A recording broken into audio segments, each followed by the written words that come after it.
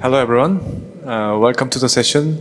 And I'm Dr. Choi from Seoul, Korea. And I will talk about my recent research and clinical outcomes of radio frequency, RF technology.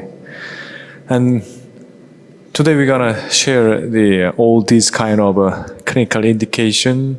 And after the session, just feel free to ask or handle the sessions. And let me start with the first indication of a conjunctivochalasis.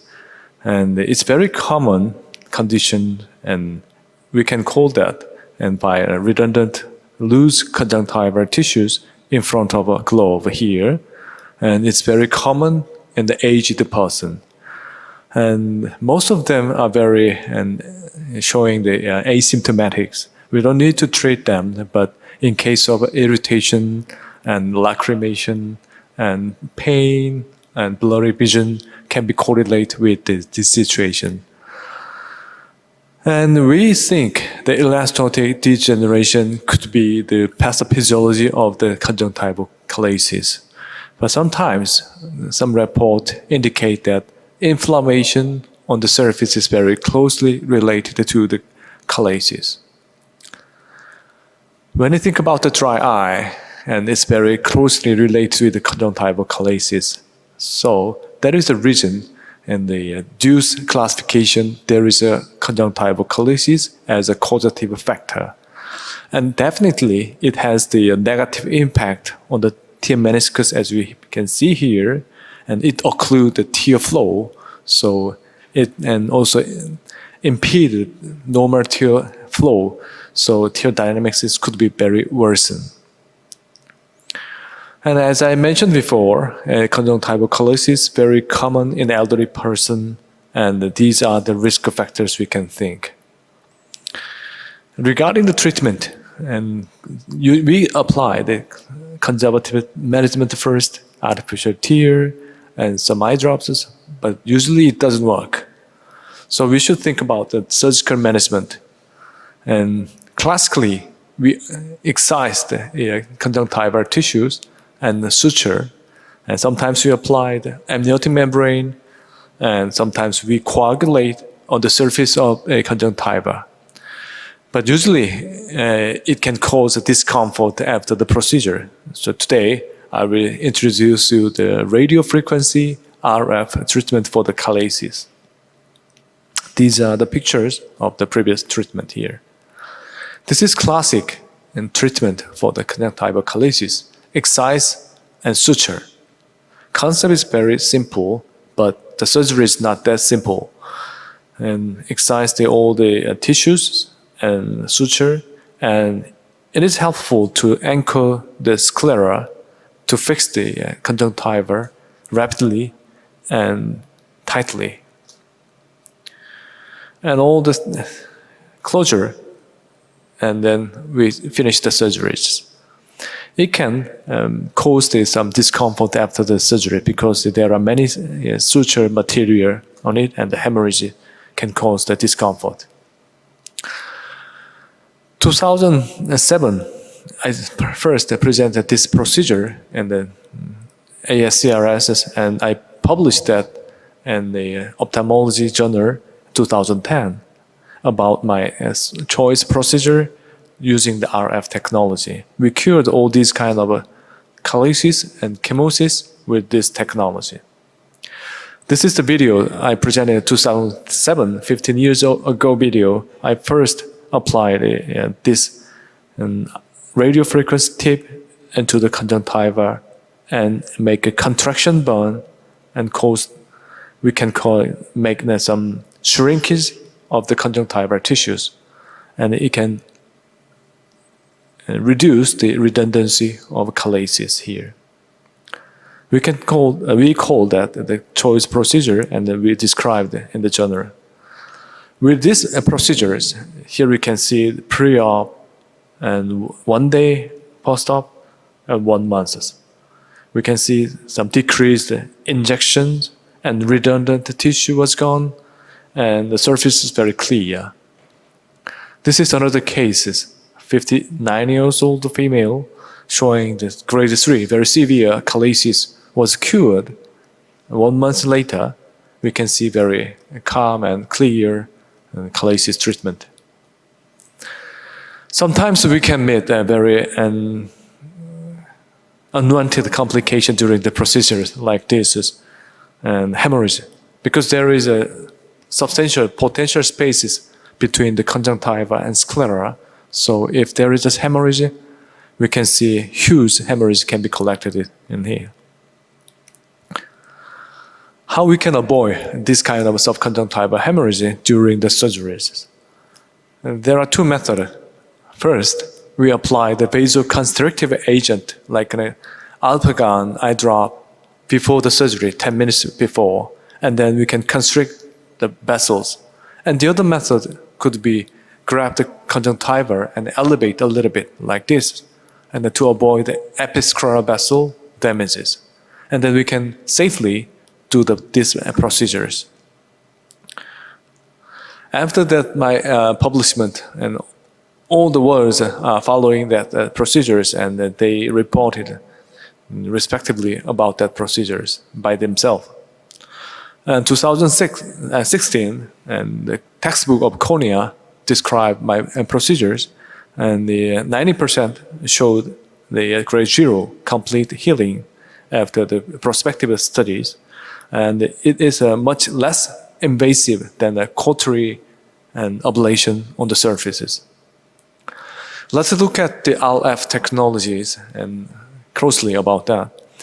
And it is very common technologies for the in general surgery field.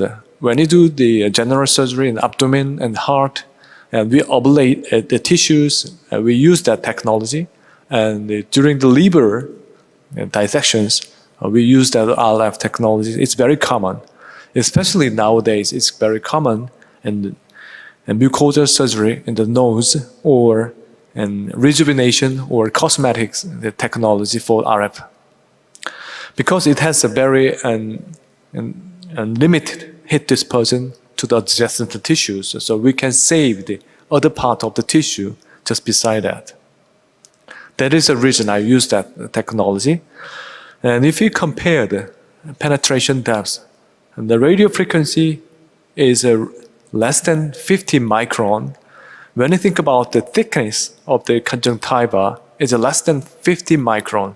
So we applied electrocautery, and more than 100 micron can cause full thickness conjunctiva damages, and it can affect also the scleral tissues or adjacent heat dispersion. So that is the reason we use that the RF energy to make this kind of a shrink and the treatment of chalasis. When you compare other type of laser, YAG laser, CO2 lasers, cauteries, and RF show the minimized heat dispersions. And after that, we invent and developed a new and a probe for the specialized for ocular tissues. And this is a conventional tip, the most thinnest and finest one in the general surgery. Comparing to a new tips, it's very bulky and very heavy to apply that. So with this method, as we've shown before, and the subconjunctival hemorrhages or complication can be occurred more frequently. So this new kind of RF tip, and we call that the OcuRF tip, is very sharp, 1 micron thickness at the tip and 68 micron in the shaft. Very pliable, so very safe not to penetrate underlying scleral tissues. And the other problem of conventional tip shows that all the tips has a insulated part, because all the tip was designed to ablate the surface ablation, so not to penetrate the tissues. So every tip has an insulated part with a fluorine material, like in a fan we used in the kitchens. So when we use this kind of a conventional tip, and we should penetrate the tissues and use the energy pulses, and then there will be some peeled off material inside of the conjunctiva. After the procedure, sometimes we can see this kind of some black remnant material after the procedure. So with these problems, I think we decided to make new tips, OcuRF, very ultra thin pliable tissues tip, and very low energy controlled micro RF and then machines together. So this is videos with the new tips. I engaged it into the conjunctivochalasis and a bent tip, and as we want, and very easy to apply just beneath the conjunctiva. As I showed you before, not a full thickness bone and a partial bone to save up all the goblet cells on the surface structures after the surgeries to promote faster healing. So we can easily apply it just beside the cornea. Lumbar area can be done very safely. And wet compression is very important to promote the faster healing and save up at the surfaces. And this is a done condition and pre-op and post-op, very clear, the faster healing can be saved. These pictures are showing with using the new tips. If you look at here, and pre-op, post-op, much clearer the scleral and epithecal vessels. And the chronic injections was gone, and the redundant tissue was clearly removed, and all the chemosis or injection was cleared. Cosmetically, it's very improved, and also discomfort was improved. And all these cases were nicely done with the new tips after 6 to 8 weeks. And all this redundant chalasis was easily controlled with the method. And the other indication can be a conjunctival chemosis. And it means, as you know, transductive edema in interpalpebral conjunctiva. Usually follow after the blepharoplasty and the periorbital trauma and cataract surgery. Because as you know, there are two ways in the lymphatic flows. There is no lymphatics inside of the orbit. So there must be some two ways. And one is the preauricular lymph node, and the other one is submandibular lymph node. They should use the two ways to going out the lymphatics. But when he made some trauma around here, the lymphatics could be occluded or impeded. So that is the cause of this kind of chronic chemosis. So the blepharoplasty and trauma can be the causes. So we retrospectively review that, and most cases were done after the blepharoplasty. In Korea, and blepharoplasty for cosmetic purposes are very common cosmetic surgery here. So most cases were after the blepharoplasty, and trauma and cataract is following that. All these cases were reported. We report that, and chronic chemosis. And if chemosis is a yellowish discoloration, it means it's very chronic cases, more than 1 or 2 months. So we should apply surgical interventions in these cases. One by one, I will introduce you. And this is having a history of low blepharoplasty and 6 months durations. And yellowish discoloration and chemosis observed here. And we apply the method, and 1 week later, 1 month later, and compare it to pre-op and post-op 6 months showed very clear and white conjunctival tissues. And this is second case, and also she has the history of a blepharoplasty and then lateral cantoplasty, and we can see the delence of here, and huge chemosis was observed when we applied the method, and then we could see a very nicely cured conjunctiva and sclera. This is complicated cases having a lot of blepharoplasty history here, and the duration was more than 2 years. And fibrotic scar was observed in the surface of the conjunctiva. And we applied the method, and we could see an improvement, but we applied once again for the additional injection was not improved. And finally, we could see and total improvement after the procedure. After 1 week, we could see some edema or injections. This is acute cases of a young female. She had the blepharoplasty and lateral cantoplasty here. And duration was 6 weeks compared to previous cases and acute cases. But the volume was huge in chemosis. So we applied that, and whitish and very clear conjunctiva was restored. If you look at the procedures, very huge bulging, the chemosis was observed here. We applied that method here and squeeze out all the fluids, and then squeezing and compressions is needed to promote the healing between the conjunctiva and underlying tissues. We reported these case series in the cosmetics, in the plastic and reconstructive surgeries papers, and published it. Another indication can be a lymphangiectasis cases. Sometimes we meet this kind of indication in the clinic. And yellowish localized chemosis. And the same method we can apply that for that. After 1 month, we can do it. If you puncture this kind of chemosis or lymphangiectasis, you could experience the more aggravated or recur within 1 week. Is quite common. And another quite interesting case can be cured by the method is the SLK, superior limbic keratitis. As we know, it shows a sectorial injection in the superior part of the head, and the mechanical theory are supported by previous studies. It means somebody mentioned about that SLK is a kind of a superior conjunctivochalasis.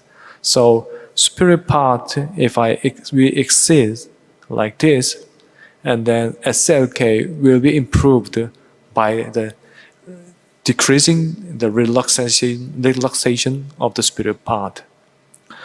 So there are many methods reported, lift sections and some cauterization, but we apply the RF.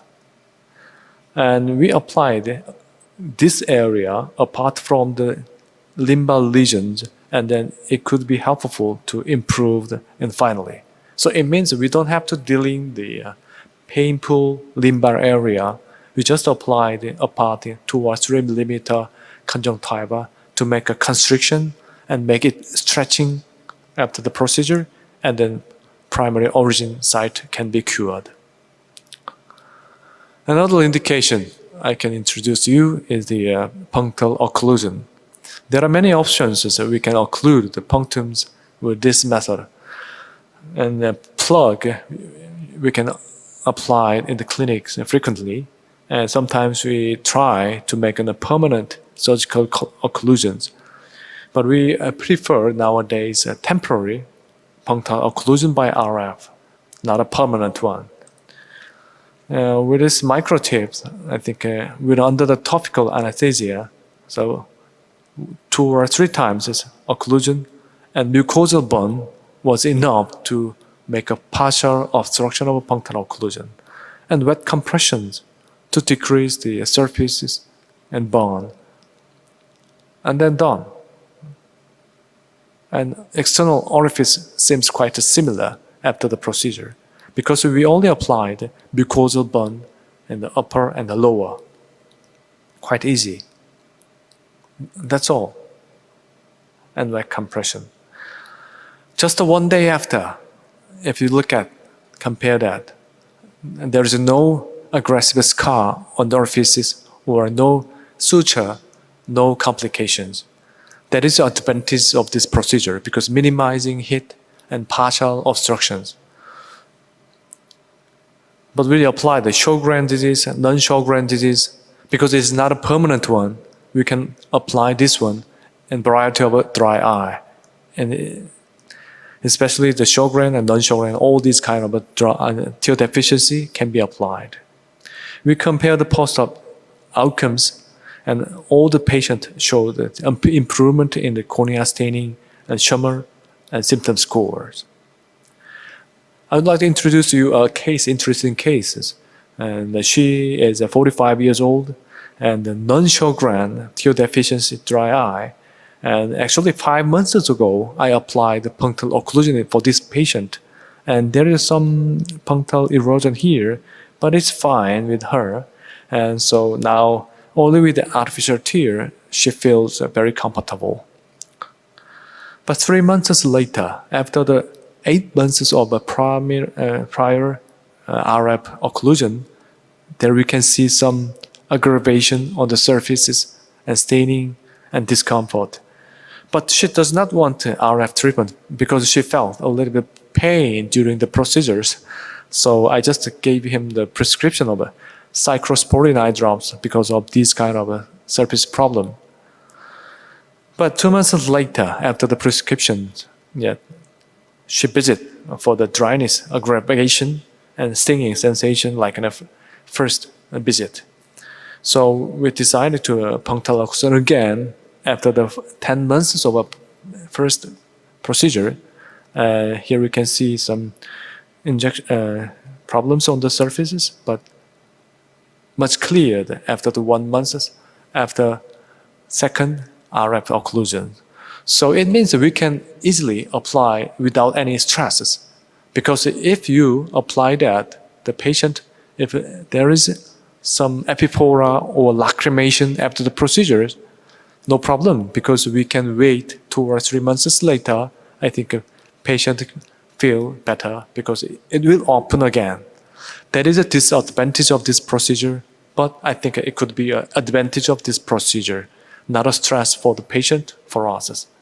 We should not discriminate between the Sjogren and non-Sjogren. We can apply for the severe dry eye in any cases without any stresses. Another indication with the new tips can be interesting, can be a trichiasis treatment. When according to the previous report, electrolysis, we have experience with the electrolysis with the previous tip, but the two problems was the frequent relapses. Only the successful rate was around 60%. And the other problem is a lid notch, the scar on the eyelid surfaces. So with the small notches or scar, we can easily feel the discomfort or very dysmorphic figure in cosmetics. So these are the reasons that we don't use that frequently. If you look at the anatomy of the lashes, unfortunately, this eyelash is very strong compared to any other part of the body. So this is the anatomy of the hair bulb here. All this small round part is a dermal papilla. It will act as a stem cell. So if we fail to ablate all these small parts, or one of them, if I survive, it will grow again the cilia. So it is very hard to cure completely. If we apply the aggressive burn to burn the hair, this skin will constrict and cosmetic problem will be caused. So have a look at that, the procedures. It is very important to follow the very exact direction of the cilia at the depth and apply the same direction with the cilia here, and then it comes with the cilia together. Very easy, very limited, very small power of the micro RF. We can apply the trichiasis treatment without any problem. But we need the local injections prior to the procedure. The best result was observed coming out with the cilia and tip together. Very thin, so it's easy to apply. So there should not be any resistance when we pull out the cilia, as you know.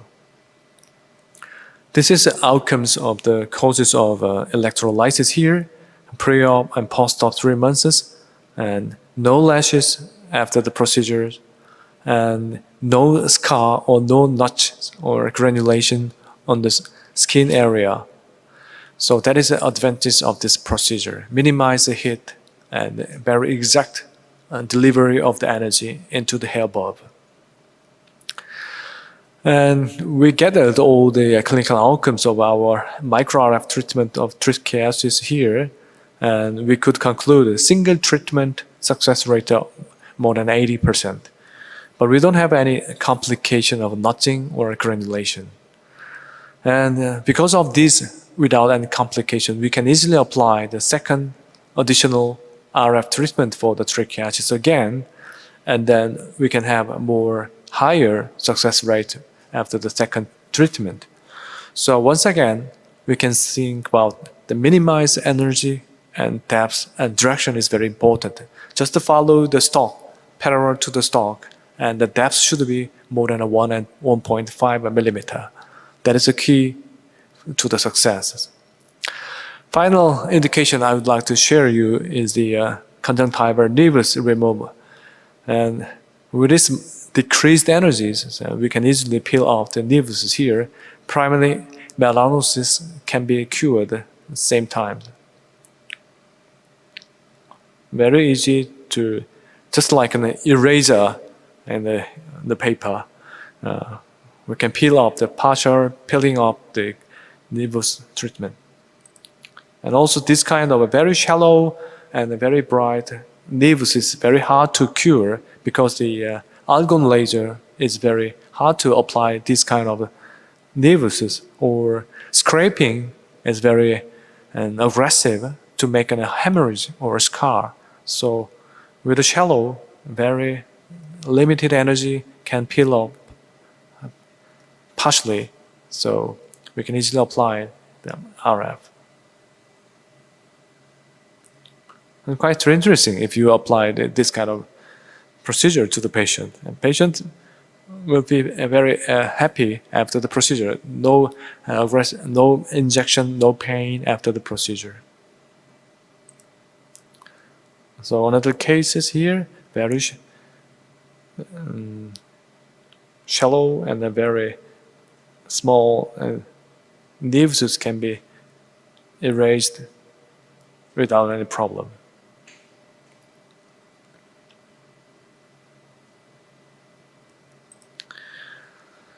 Okay, these are the slides I prepared for you, and the summary and the advances RF technology can be very safe options and effective to treat, as I mentioned before, the indications. If you connect to the YouTube here, you can easily find out the video clips I presented it before. Thank you for your attention. Yes.